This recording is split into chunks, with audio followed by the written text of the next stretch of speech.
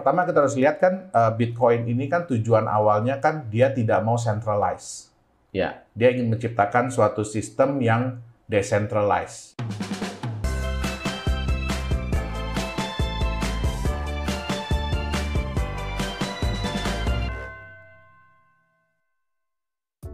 Gimana kabarnya Pak Yonas? Baik sekali, Aman? Coach. Sehat ya? Sehat. Sehat. Thank you banget nih, hari ini kita bisa kumpul ngobrol-ngobrol tentang cryptocurrency. Wah, kita yang thank you udah diundang lagi nih. Iya, karena kemarin itu rame banget, banyak sekali yang penasaran tentang mining. Yeah.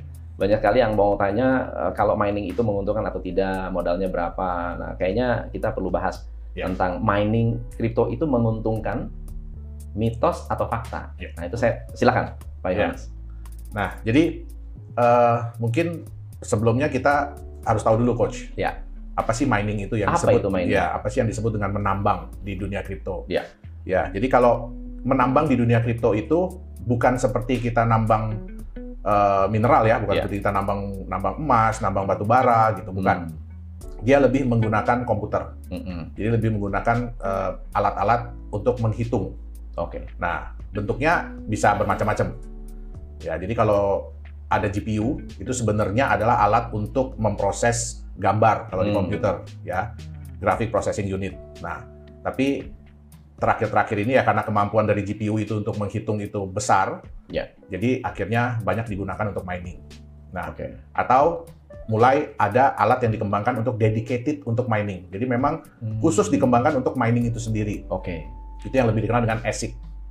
Ya, nah, jadi mining itu sendiri sebenarnya adalah kita menyediakan sarana bagi sebuah aset kripto untuk membantu memproses transaksi. Jadi lebih untuk menghitung ke transaksi-transaksinya. Nah, jadi mining itu ya kalau sekarang kita mining ya, jadi ada bisa dua hal yang bisa kita dapatkan ya, terutama kalau kita contohnya kalau kita mining Bitcoin. Nah, apa yang kita dapatkan? Jadi setiap kali alat kita atau kitanya itu berhasil memproses data, kita akan mendapatkan reward. Nah, dibayar lah ya. Dibayar istilahnya. Dibayarnya pakai Bitcoin. Dibayar pakai koin tersebut. tersebut. Betul, oleh aset kripto tersebut. Nah, dibayar ini dalam dua bentuk. Yang pertama adalah koin baru yang keluar. Jadi aset baru yang keluar. Nah, itu mungkin orang bilang gini ya, Bitcoin itu kan maksimum nanti jumlahnya 21 juta. Nah, kenapa? Karena setiap kali ada blok yang terbentuk, itu sistem akan memberikan reward dalam bentuk koinnya itu sendiri, jadi Bitcoin itu sendiri. Dan yang kedua adalah kalau kita transfer, kita melakukan transaksi, itu kan ada fee. Jadi sama kayak kalau kita transfer bank, apalagi kalau antar bank itu ada fee. Nah, fee ini, biaya-biaya ini dikumpulkan. Nah, biaya yang terkumpul dalam satu blok, itu yang akan diberikan kepada miners yang mendapatkan blok tersebut. Jadi ada dua reward, itu dia. Baik. Nah, sebenarnya konsep mining ini kenapa harus mining? Kenapa nggak pakai komputer sendiri? Kan Bitcoin bisa memproses sendiri. Buat apa butuh miners di luar sana? Jadi gini, yang pertama kita harus lihat kan Bitcoin ini kan tujuan awalnya kan dia tidak mau centralized. Dia ingin menciptakan suatu sistem yang decentralized. Jadi sistem decentralized itu artinya tidak ada pusatnya. Nah, tidak ada sistem yang nomor satu. Ada sistem yang nomor satu. Betul. Semua sistem itu equal. Jadi kita harus bedakan antara sistem decentralized ya dengan semi-centralized. Jadi kalau semi-centralized itu biasanya ada komputer pusat, terus ada komputer-komputer cabang. Jadi ada server-server cabang. Nah, ini tetap intinya adalah decentralized. Kenapa? Karena yang pusat ini yang pegang peranan paling penting. Nah, tapi kalau di sistem decentralized, itu semua komputer yang terhubung, itu mereka punya hak yang sama. Ya, jadi nggak ada yang ini nomor satu, gitu. Nggak ada. Nah, sekarang kalau kita bayangkan nih, Coach ya, kalau di dunia perbankan, ya, kalau Coach kirim uang nih, yang menyatakan bahwa, oh ya, Coach Tom punya dana sekian, layak untuk ditransfer ke si A. Itu sistemnya siapa? Central bank. Central bank, betul. Sistem dari bank tersebut. Nah, artinya apa? Bank tersebut kan harus mengeluarkan dana. Harus membuat infrastruktur. Ya kan? Untuk menyediakan alat yang bisa membantu menghitung. Nah, sekarang Bitcoin ini kan dia mau bikin decentralized. Ya. Nah, yang namanya Satoshi Nakamoto pun dia nggak mau muncul, dia nggak mau terlihat kan di awal. Nah, jadi bagaimana caranya sistem decentralized ini bisa terbangun? Ya, artinya apa? Dia harus memberikan kesempatan kepada orang-orang lain yang mau menjalankan fungsi dari bank tadi. Ya, jadi menjalankan fungsi dari bank tadi. Nah, tentu saja kan berarti orang itu kan harus keluar modal. Betul. Ya kan?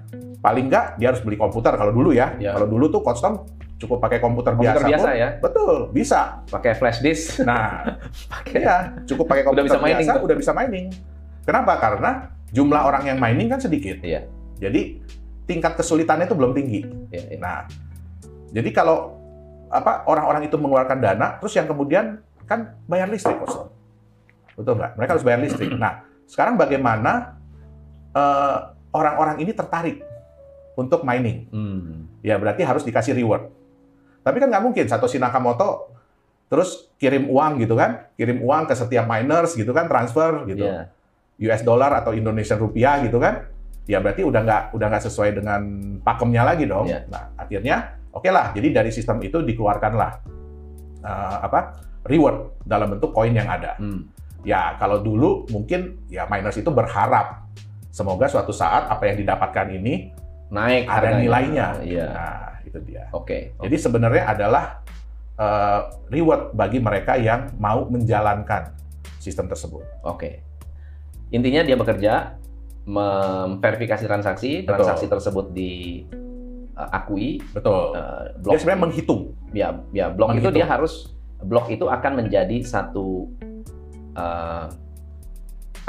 motivasi kalau terbentuk blok dan jatuhnya ke miners tertentu. Betul. Dia akan dapat reward. Rewardnya berupa Bitcoin.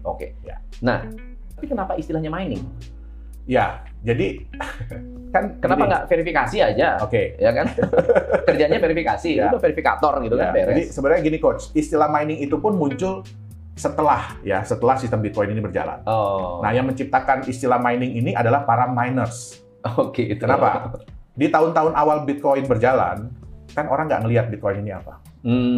Bahkan saya sendiri pun, yang saya pernah cerita sama Costom kan, saya sudah pelajari dari 2009. Tapi akhirnya saya memutuskan untuk mining tahun 2011. Jadi untuk involve lah, untuk berpartisipasi. Kenapa? Karena pada saat itu, kita tuh nggak tahu ini apaan sih.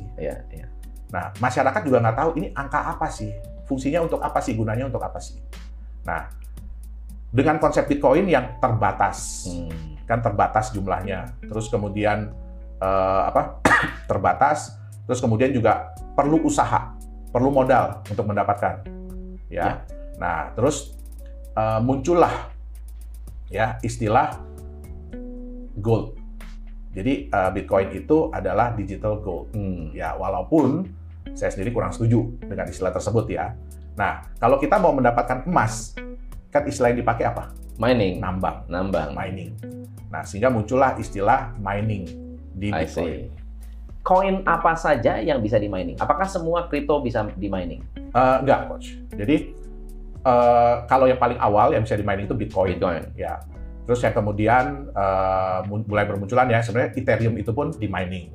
Nah, kemudian ada Litecoin, ya kan, Doge, dan banyak-banyak koin lain. Nah, yang harus kita bedakan adalah dia menggunakan sistem enkripsi apa.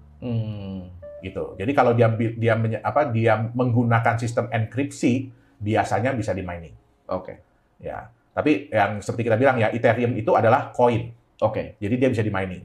Sedangkan aset-aset kripto lain yang menggunakan sistem Ethereum itu disebut token. Karena mereka nggak bisa di-mining sebenarnya. Itu dia. Jadi tapi ada juga koin yang bukan token, tapi tidak bisa di-mining.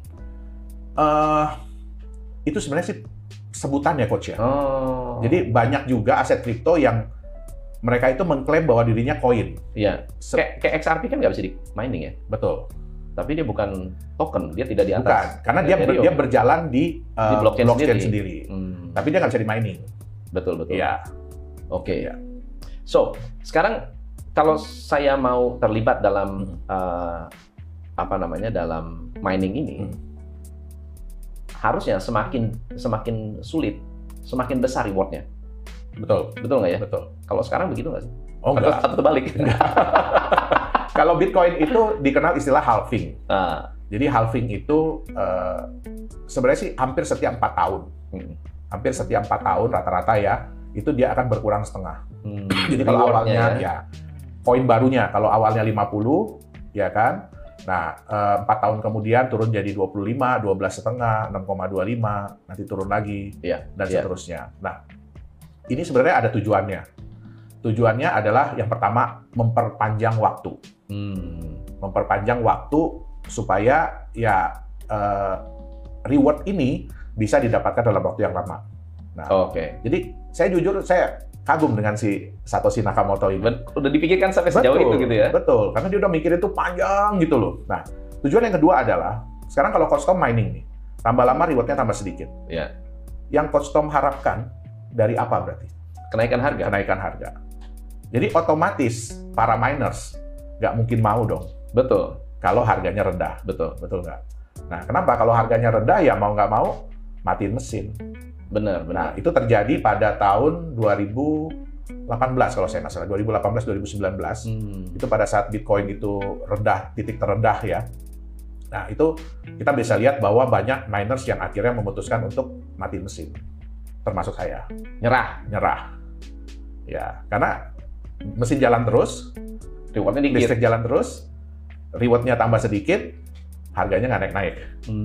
Nah, jadi ya itu salah satu konsekuensi dari kita mining.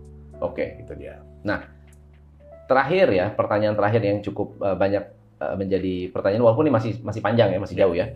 Andai kata seluruh Bitcoin sudah memenuhi kuotanya 21 juta, miners tidak dibutuhkan. Masih dibutuhkan. Tetapi kan rewardnya sudah sangat kecil sekali. Betul, miners itu masih dibutuhkan. Jadi ada paradigma yang salah. Ya, paradigma yang salah bahwa, wah, kalau nanti Bitcoin sudah habis, sudah terkeluar semua 21 juta, miners stop. Iya, nggak perlu miner lagi. Kan? Atau blok baru tidak akan terbentuk. Betul. Ya, salah. Jadi, walaupun sudah keluar habis 21 juta Bitcoin, tapi blok itu tetap akan terbentuk. Walaupun koinnya udah keluar semua. Ya, blok tetap akan terbentuk. Tapi reward dalam bentuk koin barunya sudah nggak ada. Sudah nggak ada. Nah, selain tadi yang saya bilang, selain dari reward koin baru, ada fee transaksi. Nah, fee transaksi dipotong dari yang melakukan transaksi. Betul, fee transaksi. Nah, terus ada yang paradigma bilang, wah nanti miners pada nggak mau, ya kan? Miners pada nggak mau, terus matiin mesin. Kan orang banyak yang berpikir gini, Coach. Semakin lama, difficulty, tingkat kesulitan menghitung itu akan semakin tinggi. Ya. Nah, ini si Satoshi juga udah mikirin. Nggak begitu. Jadi, difficulty itu akan mengikuti berapa banyak kekuatan menghitung yang ada. Jadi, kalau kekuatan menghitungnya naik, jadi jumlah miners naik, difficulty itu akan ikut naik. Turun-turun. Naik-naik. Nah, kan ada istilah kalau di kita kan average block time. Jadi, berapa lama satu blok itu akan muncul. Itu kalau di Bitcoin 10 menit. Apakah akan setiap 10 menit keluar? Tidak. Enggak. Tidak. Kadang-kadang 10 menit itu, 1 menit kemudian keluar. Nanti 15 menit kemudian baru muncul lagi. Nah, Satoshi ini udah memikirkan bahwa ya satu hari, jadi setiap 10 menit itu diharapkan keluar satu. Nah, berarti kalau 10 menit satu, berarti sejam 6. 24 jam berarti 144 blok yang akan keluar. Ya. Kalau seandainya 144 hari ini nih ketemu 150. Kan lebih dari 144 kan? Betul. Besoknya ketemu 170, lebih dari 144. Nah, nanti udah ada waktunya, difficulty-nya akan dinaikin. Akan naik sendiri. Karena dia berharap rata-rata 144. Nah, apa yang terjadi kalau, kan tadi yang Coach bilang kan, udah nggak menarik lagi dong. Ya kan? Miners matiin mesin nih, apa yang terjadi? Turun dong. Benar. Hash rate-nya turun, power-nya. Ya, difficulty-nya akan turun. Jadi sebenarnya semua udah dipikirin. Hebat ya. Ya, dia udah tahu, oh kalau ini terjadi begini, ini begini. Ini terjadi begini, ini begini. Terjadi begini, ini begini. Bagaimana dan itu caranya? Tidak dikendalikan sama sekali. Tidak. Dikendalikan menggunakan algoritma oleh programnya. Ya. Jadi udah ngitung sendiri dia.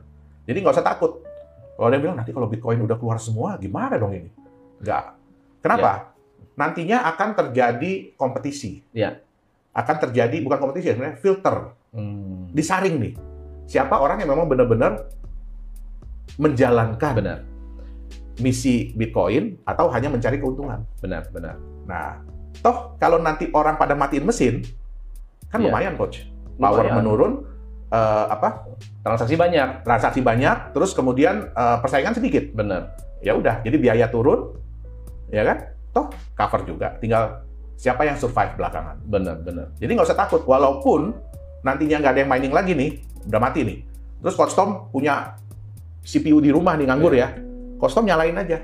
Terus dedicate itu komputer sebagai miners, jalan lagi Bitcoin-nya. Walaupun dengan sumber yang seadanya. Jadi itu semua sebenarnya sudah dipikirkan. Jadi kembali ke 20 tahun yang lalu. 10 kan? 10 tahun yang lalu. 20 tahun yang lalu. Sebelum Bitcoin ada maksudnya? Iya. Nah, jadi tetap berjalan. Jadi nggak usah takut. Oke. Nah, kalau gitu besar nggak sih modal untuk mining? Kita bahas di sesi berikutnya ya? Siap. Oke. Siap. Teman-teman, kalau Anda merasa ini adalah hal yang bermanfaat, komen. Dan pertanyaan-pertanyaan apa yang ingin Anda ajukan, silahkan komen di channel ini. Dan kita harus thank you kepada Pak Yohanes. Next time kita bahas tentang berapa besar sih modal untuk mining dan worth it atau tidak. Oke?